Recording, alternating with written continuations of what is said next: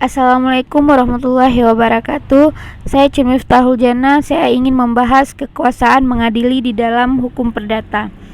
Kata kekuasaan atau sering disebut kompetensi, terkadang juga disebut kewenangan dalam kaitannya dengan hukum acara perdata. Biasanya menyangkut dua hal, yaitu tentang kekuasaan relatif dan kekuasaan absolut. Sekaligus juga dibicarakan di dalamnya tempat mengajukan gugatan atau permohonan serta jenis perkara yang menjadi kekuasaan pengadilan. Permasalahan kekuasaan mengadili muncul disebabkan berbagai faktor, seperti faktor instansi peradilan yang membedakan eksentansi antara peradilan banding dan kasasi sebagai peradilan yang lebih tinggi berhadapan dengan peradilan tingkat pertama. Di samping itu juga ada faktor perbedaan atau pembagian yurisdiksi berdasarkan lingkungan peradilan yang melahirkan kekuasaan atau kewenangan absolut bagi masing-masing lingkungan peradilan, disebut juga atribusi kekuasaan. Permasalahan yurisdiksi mengadili merupakan syarat formil keabsahan gugatan. Kekeliruan mengajukan gugatan kepada lingkungan peradilan atau pengadilan yang tidak berwenang mengakibatkan gugatan salah alamat sehingga tidak sah dan dinyatakan tidak dapat diterima atas alasan gugatan yang diajukan tidak termasuk yurisdiksi absolut dan relatif.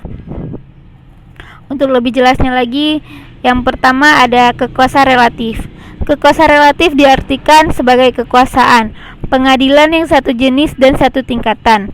Dalam perbedaannya dengan kekuasaan pengadilan yang sama jenis yang sama tingkatan lainnya, misalnya Pengadilan Negeri Medan dengan Pengadilan Negeri Binjai.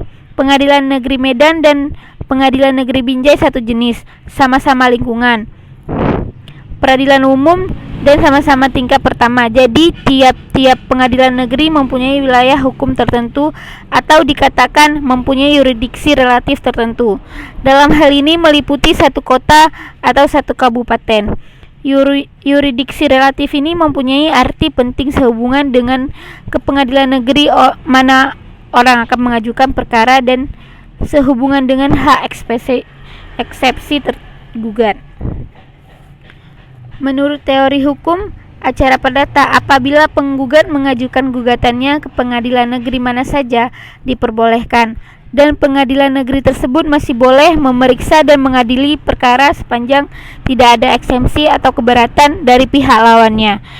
Juga boleh saja penggugat memilih untuk berperkara di muka pengadilan negeri mana saja yang mereka sepakati. Hal ini berlaku sepanjang tidak tegas-tegas dinyatakan lain. Yang kedua, kekuasaan absolut. Kekuasaan absolut artinya kekuasaan pengadilan yang berhubungan dengan jenis perkara atau jenis pengadilan atau tingkat pengadilan.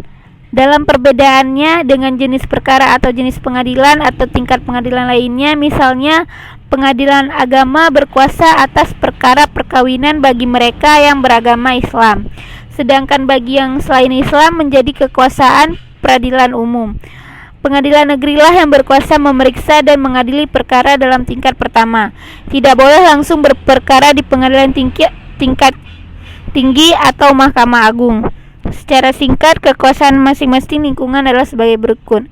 Yang pertama, peradilan umum sebagaimana digariskan Pasal 50 dan Pasal 51 Undang-Undang Nomor 2 Tahun 1986 tentang peradilan umum. Hanya berwenang mengadili perkara pidana dan perdata. Yang kedua, peradilan agama berdasarkan Pasal 49 Undang-Undang Nomor 7 Tahun 1989 tentang peradilan agama, hanya berwenang mengadili perkara bagi rakyat yang beragama Islam mengenai perkawinan, kewarisan, atau meliputi wasiat hibah yang dilakukan berdasarkan hukum Islam. Yang ketiga, peradilan tun. Menurut Pasal 47 Undang-Undang Nomor 5 Tahun 1986 tentang peradilan tun, kewenangannya terbatas dan tertentu untuk mengadili sengketa tata usaha negara. Dan yang keempat, peradilan militer sesuai dengan ketentuan Pasal 40 Undang-Undang Nomor 31 Tahun 1997 hanya berwenang mengadili perkara pidana yang berdakwa terdiri dari prajurit TNI berdasarkan pangkat tertentu. Yang ketiga, kekuasaan absolut berdasarkan faktor instansional. Faktor lain yang menjadi dasar berbentuk kewenangan absolut mengadili adalah faktor instansional. Berdasarkan pasal 21 dan pasal 22 Undang-Undang Nomor 4 Tahun 2004 memperkenalkan sistem instansional penyelesaian perkara. Yang pertama, pengadilan tingkat pertama, yang kedua pengadilan tingkat banding, yang ketiga pengadilan kasasi. Yang keempat, sengketa kewenangan mengadili. Permasalahan sengketa kewenangan mengadili diatur dalam pasal 33 ayat 1 Undang-Undang Nomor 14 Tahun 1985 telah diubah dengan Undang-Undang Nomor 5 Tahun 2004.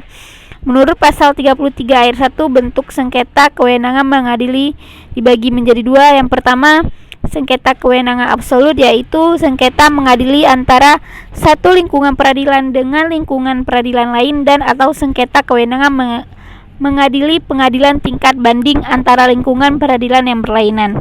Yang kedua, sengketa kewenangan relatif, yaitu sengketa kewenangan mengadili antara pengadilan di tingkat pertama yang terdapat dalam satu lingkungan peradilan yang sama, misalnya antara Pengadilan Negeri Medan dengan Pengadilan Negeri Binjai, atau antara Pengadilan Agama Medan dan Pengadilan Agama Binjai, dan atau kewenangan antara pengadilan tingkat banding yang terdapat dalam lingkungan peradilan yang sama-sama. Sengketa kewenangan relatif mengadili antara pengadilan tingkat pertama yang terdapat satu lingkungan peradilan yang sama, misalnya Pengadilan Negeri Medan dengan Negeri Binjai, atau Pengadilan Agama Medan dan Pengadilan Binjai, dan atau kewenangan antara pengadilan tingkat banding yang terdapat dalam lingkungan peradilan yang sama. Hanya ini yang bisa saya sampaikan, lebih dan kurang saya mohon maaf. Assalamualaikum warahmatullahi wabarakatuh.